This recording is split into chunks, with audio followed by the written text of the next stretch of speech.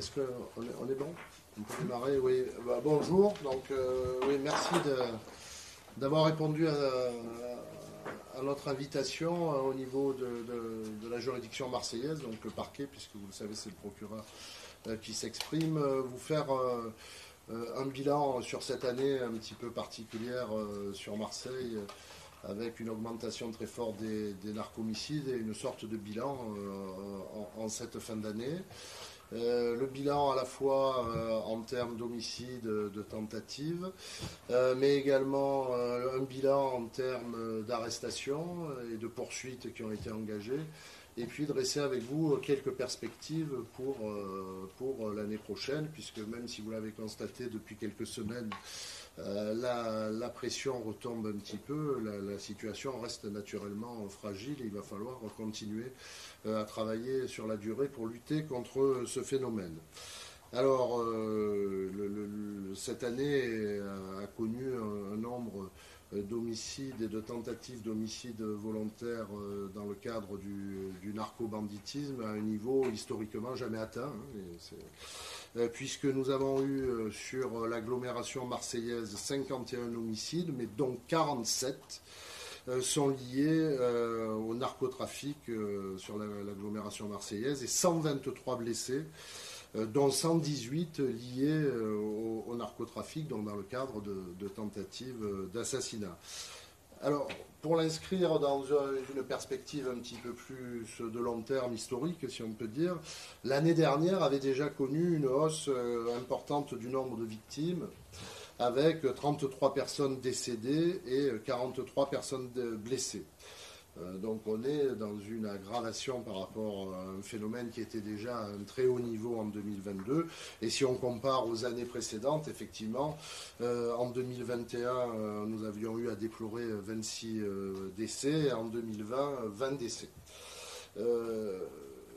Alors, nous avons suffisamment de recul pour vous dresser quelques typologies. Mon prédécesseur, Madame Dominique Laurence, ne souhaitait plus qu'on emploie le terme de règlement de compte, et elle avait tout à fait raison. C'est la première à avoir trouvé ce terme de narcomicide, puisque les règlements de compte, traditionnellement, et qui malheureusement existent depuis toujours à Marseille, sont des faits qui visent des individus impliqués à un certain niveau de criminalité organisée. Depuis de nombreux mois, on constate que les personnes victimes présentent des profils très différents de ceux qui relèvent de ce qu'on appelait le milieu traditionnel et le règlement de compte classique, avec une vraie dépersonnalisation des personnes ciblées par les faits. Et donc on a pu dresser une typologie avec 4 types de victimes. La première, c'est la plus classique, celle qui aurait pu encore relever de ce qu'on appelle le règlement de compte. Donc l'assassinat de personnes présentant un ancrage certain dans la criminalité organisée et en général dans le trafic de drogue en particulier, avec une affiliation à un groupe criminel identifié. Il y en a dans les victimes de cette année, mais ils sont minoritaires. Une deuxième catégorie de victimes, c'est les plus spectaculaires, c'est des personnes qui sont souvent jeunes, qui ont été recrutées comme guetteurs, vendeurs, qui travaillent ou qui sont présents sur le lieu de vente de stupéfiants et qui sont visés en tant que tels, avec comme objectif c'est 2 catégories là-dedans, des jeunes, des victimes jeunes, voire très jeunes, et un phénomène qui est apparu en cours d'année, également des personnes un petit peu moins jeunes, mais en situation irrégulière. On pourra développer, mais c'est le fameux phénomène des jobbers. Vous avez des problèmes à recruter sur les points de deal, pour les raisons du risque vital engagé, vous êtes obligé d'aller recruter ailleurs, ou de recruter des personnes en situation de très forte précarité et qui sont arrivées de fraîche date sur le territoire national. Donc c'est la deuxième catégorie de victimes. Puis en troisième catégorie, des personnes résidant dans une cité où sont implantés un ou plusieurs points de deal, et qui, là, dans une logique un peu de, c'est pour ça que le terme a été employé, de narcoterrorisme, c'est-à-dire on va rafaler la cité dans laquelle se trouve un point de deal dont on veut prendre le contrôle. Et puis enfin, dernière catégorie, des personnes atteintes par des tirs alors qu'elles n'étaient pas directement visées. Très clairement, le nombre de victimes relevant des deuxième et troisième catégories est en très forte augmentation. Les petites mains du trafic et les personnes qui vivent dans les dites cités impactées par le trafic de drogue. Pour vous donner des éléments chiffrés, puisque nous en sommes au bilan, des chiffres inquiétants, le nombre de victimes mineures en 2023, on a 7 mineurs qui sont décédés et 18 blessés. Mineurs. Le nombre de femmes victimes, là aussi, c'est quelque chose de nouveau et de très inquiétant. 3 personnes décédées, 4 personnes blessées lors de ces attaques et de ces opérations. Et on constate cette diversification également au niveau des auteurs, avec un très très fort rajeunissement des mises en cause.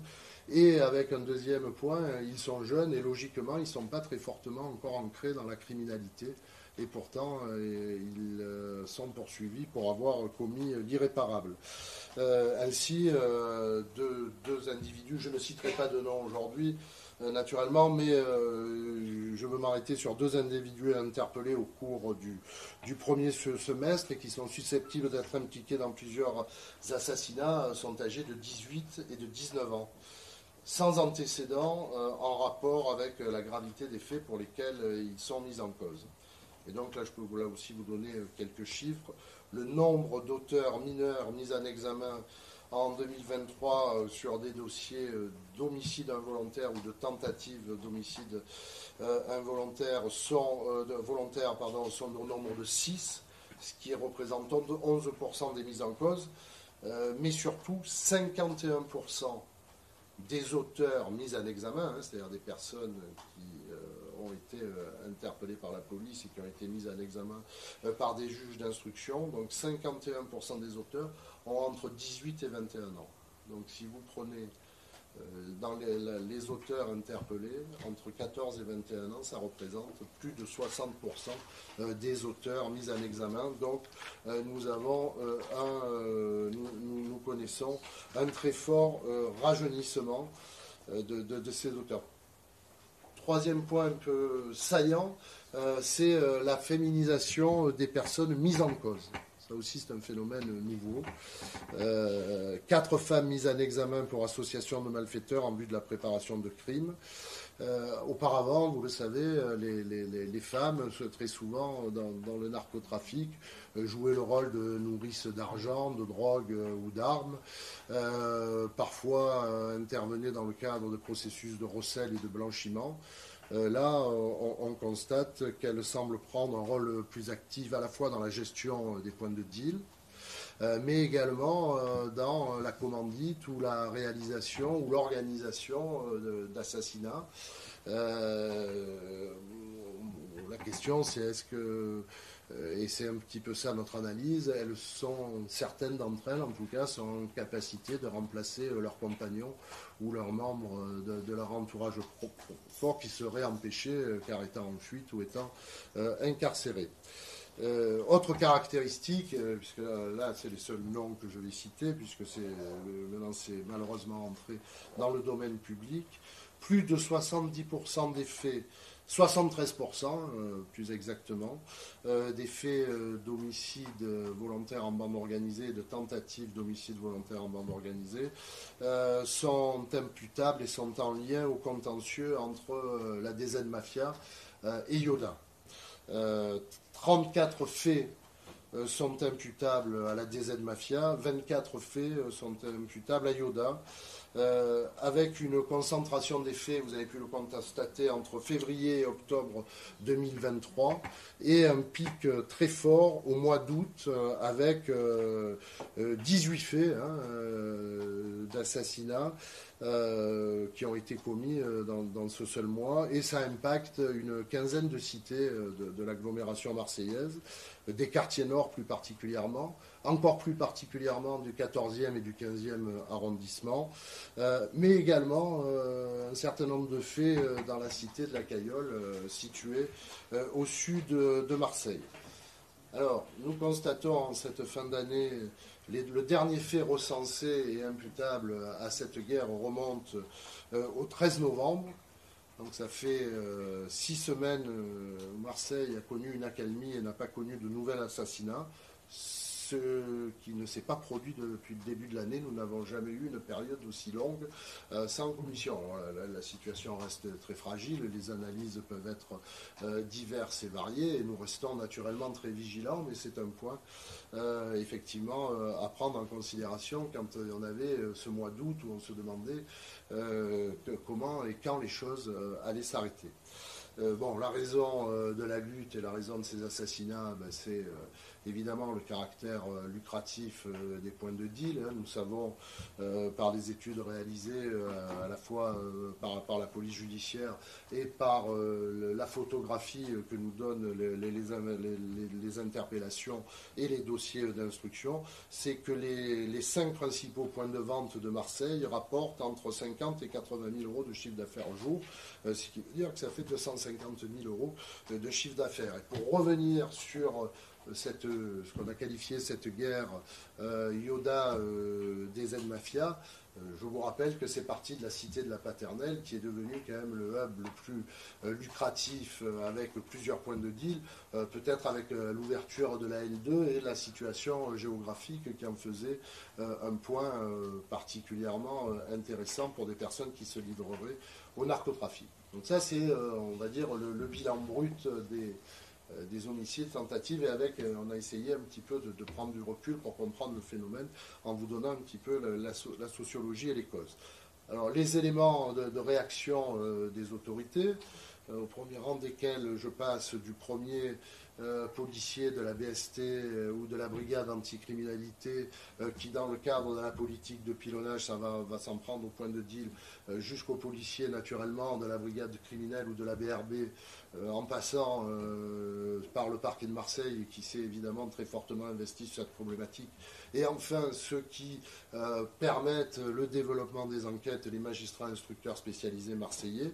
Il y a eu plusieurs phénomènes, plusieurs réactions pour essayer d'endiguer le phénomène. Le premier d'entre elles a été l'interpellation en flagrant délit grâce à un travail important de la police et notamment de la BRI, d'équipes qui montaient carrément, selon la phraséologie habituelle, sur des assassinats, donc ce qui a permis d'en prévenir quelques-uns, mais ces arrestations ont permis également de résoudre un certain nombre de faits d'assassinats, et donc 5 équipes de tueurs différentes ont été interpellées et traduites devant des juges d'instruction.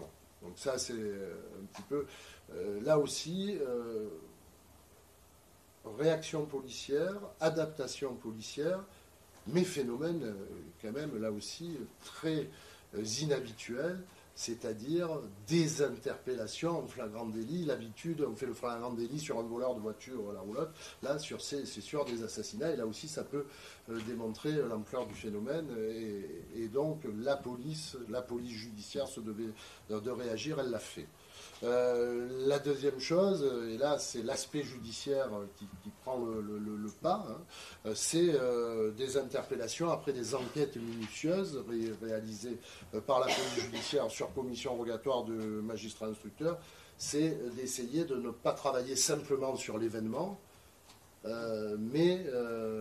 et quand l'actualité nous permettait de le faire, d'aller travailler sur des associations de malfaiteurs, c'est-à-dire de travailler sur des équipes, et ça a permis évidemment de mettre à jour le fonctionnement de ces groupes criminels, et plus particulièrement des deux dont je vous ai parlé. Et donc là aussi, je peux vous donner un bilan chiffré qui est... Je ne vous fais pas toutes les interpellations en matière de trafic de stupéfiants à Marseille, mais ce qui nous intéresse, dans ce conflit Yoda des aides-mafias, 74 personnes ont été incarcérées, 15 autres ont été placées sous contrôle judiciaire, et sur ces 89 personnes, 46 personnes ont été mises en examen pour des homicides volontaires ou pour des tentatives. Là aussi,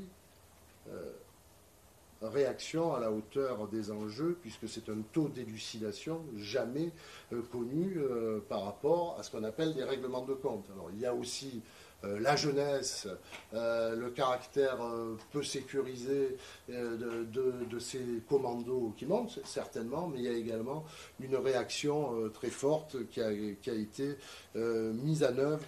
Alors, puis, il fallait attaquer la problématique de manière globale, et parallèlement, vous l'avez vu cet automne, ont été séquencés, là aussi, dans une stratégie assumée par la police et par les magistrats instructeurs, la mise hors d'état de nuire, l'interpellation d'un certain nombre de personnes tueurs qui sont jusqu'à ce stade présumés innocents, nous sommes bien d'accord, mais qui en tout cas ont disposé suffisamment de charges pour les traduire, les mettre en examen et les placer en détention provisoire, mais également de lutter en remontant, non pas se contenter de rester sur le point de deal, mais de remonter les organisations qui se livraient à ce trafic. Et pour mémoire, mais je passe vite puisque nous avions réalisé des points de presse chaque fois, nous avons eu le 20 novembre 2023 une opération de police menée par la BRB et l'OFAST qui conduisait à l'interpellation de 21 personnes, donc Marseille, banlieue parisienne,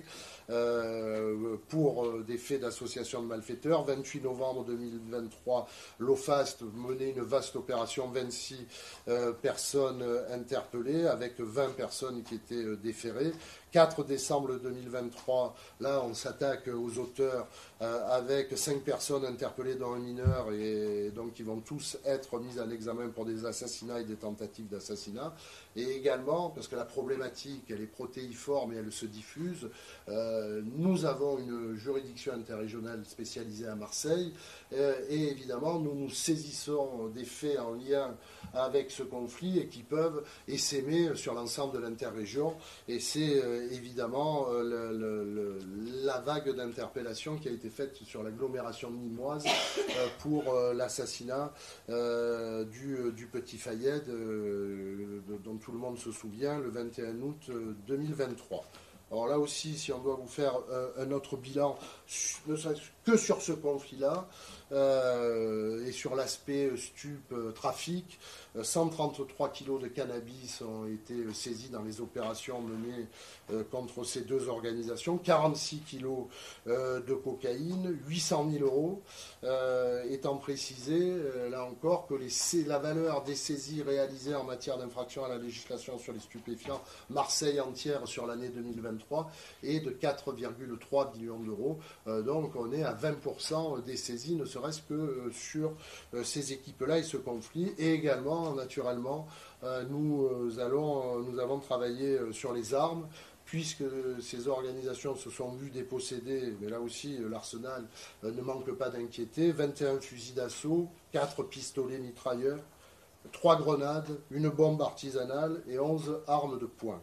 Ce qui correspond à une proportion importante des fusils d'assaut et des armes de guerre saisies sur toute l'année, en tout compris, qui est de 203 armes saisies. Donc là aussi, vous ferez rapidement la proportion entre les uns entre ces éléments-là. Donc ça, c'est sur cet aspect-là. J'ai souhaité, et sur suggestion de mes collègues qui travaillent sur cette problématique depuis très longtemps, à essayer d'adopter, nous en sommes au début, naturellement, une complémentarité des réponses. Nous poursuivons une action très forte contre les clients, puisque d'un côté, il y a le travail qui est fait par la préfecture de police avec les policiers de terrain qui ont multiplié, mais c'est elle qui pourra vous donner les chiffres de manière considérable, les AFD, c'est-à-dire 200 euros, il faut que ça revienne, et avec une vraie volonté de recouvrer les amendes, parce qu'il ne suffit pas de les faire avec un taux, mais là aussi, ça sera à elle de vous le communiquer, qui est bien supérieur à la moyenne nationale. À notre niveau, nous poursuivons un certain nombre d'usagers récidivistes dans le cadre d'ordonnance pénale pour faire une réponse à la fois un petit peu éducative, pour essayer de leur faire comprendre que leur consommation ludique, eh bien, il y a des morts derrière, mais également pour que la sanction soit naturellement plus sévère dans le cadre judiciaire. Les perspectives, cette fois-ci, sur le haut du spectre, deux sujets, poursuite d'enquête sur association de malfaiteurs, hein, naturellement, puisque c'est le cadre qui nous paraît, avec les magistrats instructeurs, le plus adapté pour lutter contre ce phénomène, pour aller chercher les commanditaires et les têtes de réseau où ils se trouvent, certains à l'étranger, en fuite. Et un élément sur lequel nous comptons nous appuyer fortement, c'est le ministre de la Justice, Éric Dupond-Moretti, a créé un poste de magistrat de liaison à Dubaï qui devrait faciliter le travail des uns et des autres, mais également un autre, là c'est pour les entrées de drogue et notamment de cocaïne, un magistrat de liaison qui va avoir pour charge toutes les îles des Caraïbes. Donc nous comptons sur le développement de la coopération internationale pour aller chercher les auteurs où qu'ils se trouvent. La deuxième idée, c'est qu'un certain nombre se retrouvent incarcérés, et beaucoup sont incarcérés. Vous avez entendu les chiffres que je vous ai communiqués, et nous sommes en train d'engager un travail avec l'administration pénitentiaire pour éviter deux choses. La première, c'est que les violences graves se déroulent en prison. Premier objectif. Le deuxième objectif, c'est d'éviter, car nous le savons tous, et de mettre en place des dispositifs ne permettant pas aux personnes incarcérées de continuer leur trafic ou de commanditer des assassinats depuis leur lieu de détention. Continuer à travailler sur le blanchiment, je ne vous en ai pas parlé, mais effectivement, vous avez vu les sommes qui ont été saisies, mais c'est finalement que l'écume des jours. L'intérêt, c'est ce qui n'est pas saisi en termes de numéraire, et donc vous l'aurez constaté également, avant que vous me posiez la question, si vous faites le ratio entre ce qui est saisi et entre ce que ça rapporte, il reste encore de la marge en termes de saisie et de confiscation. Donc c'est l'idée d'ouvrir systématiquement, parallèlement à une affaire d'association de malfaiteurs, une procédure de blanchiment pour essayer de capter les avoirs criminels, et la police judiciaire s'est lancée fortement dans ce dispositif, puisque deux affaires cette année ont permis d'élucider deux circuits de blanchiment, un qui allait en direction du bâtiment et des travaux publics, et l'autre, secteur sensible, le secteur de la sécurité privée. Donc il faut que nous continuions, puisque cet argent naturellement va quelque part, et ça fait partie également de la stratégie d'affaiblissement. Difficulté de recrutement, on en a parlé, le phénomène des jobbers. Nous sommes en lien avec le ministère et puis avec la mission de lutte contre la drogue pour adapter un discours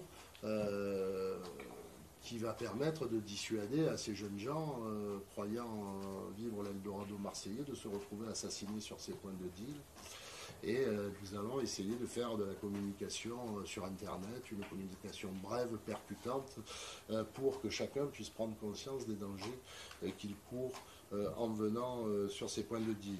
Pour reprendre ces jobbers, ces travailleurs, on va dire, de premier niveau du trafic de drogue, nous allons, je l'ai dit et je le répète, ouvrir des enquêtes pour traite des êtres humains, parce que effectivement, s'ils sont auteurs de trafic de stupéfiants, ils sont souvent torturés, molestés, brimés, et avec des faits d'un caractère particulièrement sordide. L'objectif, vous l'avez compris, est de prendre la problématique dans sa globalité. Et puis enfin,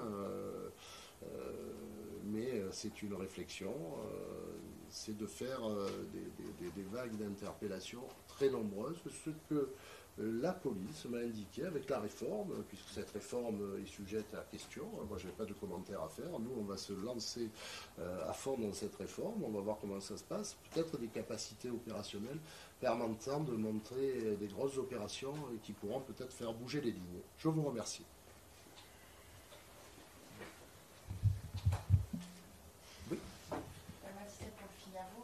J'avais une question sur le profil des personnes que vous avez interpellées entre la deuxième mafia et les armes. Je veux dire, c'était aussi des personnes qui étaient très jeunes. Est-ce que ça confirme cette tendance-là? Est-ce que vous avez des chiffres là-dessus? Oui, c'est les chiffres que je vous ai donnés, hein, sur les 47 personnes mises en examen, les 46 personnes pardon, mises en examen dans le cadre des homicides volontaires et tentatives d'homicide volontaire. 61% d'entre eux entre 14 et 21 ans. 51% ont entre 18 et 21 ans et 6%, 11 d'entre eux étaient âgés de 14 à 17 ans. Donc c'est effectivement un phénomène de rajeunissement évident. Je vais prendre 4-5 questions, mais je vous écoute. Ouais. Les magistrats de liaison, ils sont opérationnels déjà ou c'est un projet? Le poste est créé. Ah d'accord, ils ne sont pas pour lui. Non. Dubaï et dans les Caraïbes. Oui, absolument. Sainte-Lucie.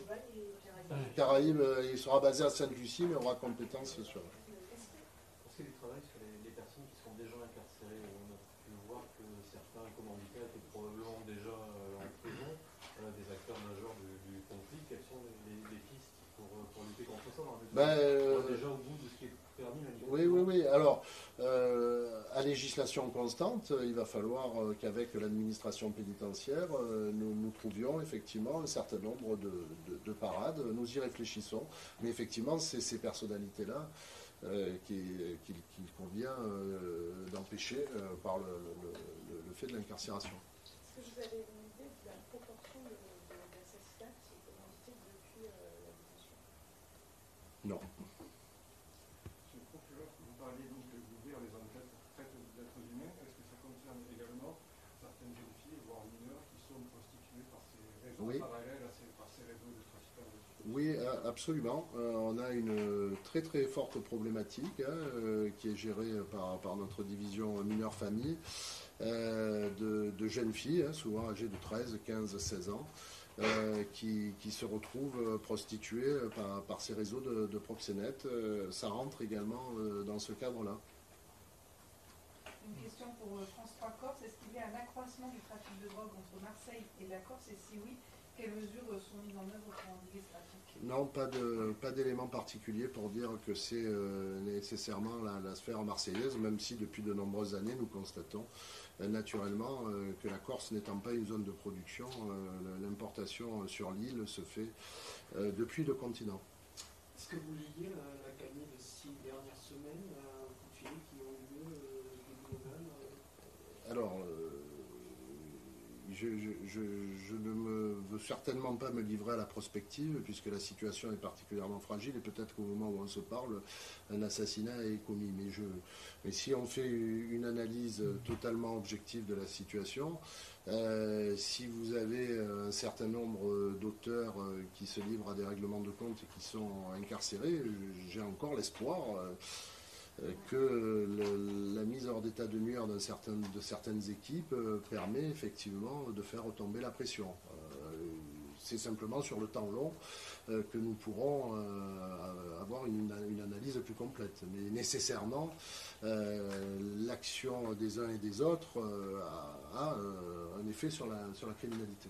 Est-ce qu'on peut dire qu'un des deux clans a pris le dessus sur l'autre? Et par rapport aux magistrats de Dubaï et Sainte-Lucie, quand est-ce qu'ils vont prendre leurs fonctions exactement? Oui, je vous donnerai. Je n'ai pas la précision sur la date de prise de fonction, mais c'est imminent. Là encore, vous voyez, les choses sont mouvantes et changeantes.